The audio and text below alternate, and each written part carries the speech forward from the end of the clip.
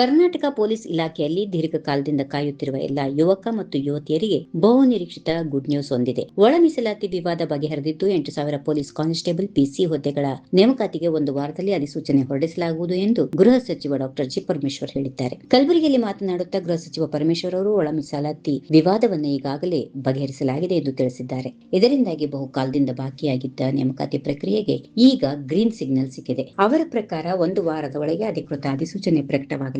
ಗೃಹ ಸಚಿವರು ನೀಡಿದ ಮಾಹಿತಿಯ ಪ್ರಕಾರ ಈಗಾಗಲೇ 545 ಪಿಎಸ್ಐಗಳು ಇಲಾಖೆಗೆ ಸೇರ್ಪಡೆಯಾಗಿದ್ದಾರೆ. ಹೊಸದಾಗಿ 600 ಪಿಎಸ್ಐಗಳ ನೇಮಕಾತಿ ನಡೆಯಲಿದೆ. ಜೊತೆಗೆ 8,000 ಪಿಸಿಗಳ ನೇಮಕಾತಿ ಶೀಘ್ರದಲ್ಲಿ ಪ್ರಾರಂಭವಾಗಲಿದೆ. ಮುಖ್ಯಮಂತ್ರಿಗಳು ರಾಜ್ಯ ಸರ್ಕಾರದ ವಿವಿಧ ಇಲಾಖೆಗಳಲ್ಲಿ 56,834 ಹುದ್ದೆಗಳನ್ನು ಭರ್ತಿ ಮಾಡುವ ಘೋಷಣೆ ಮಾಡಿದ್ದಾರೆ. ಅದರಲ್ಲಿ ಪೊಲೀಸ್ ಇಲಾಖೆಯ ಈ ಪಿಸಿ ನೇಮಕಾತಿ ಸಹ ಸೇರಿದ್ದು, ಇದು ರಾಜ್ಯ ಸರ್ಕಾರದ ಉದ್ಯೋಗ ಸೃಷ್ಟಿ ಯೋಜನೆಯ ಮಹತ್ವದ ಹೆಜ್ಜೆಯಾಗಿದೆ. If you like this video, ಬೇಗ ಲೈಕ್ ಮಾಡಿ, ಕಾಮೆಂಟ್ ಮಾಡಿ, ಶೇರ್ ಮಾಡಿ ಹಾಗೂ ಯೋಯೋ ಟಿವಿ ಕನ್ನಡವನ್ನು ಸಬ್ಸ್ಕ್ರೈಬ್ ಮಾಡಿ.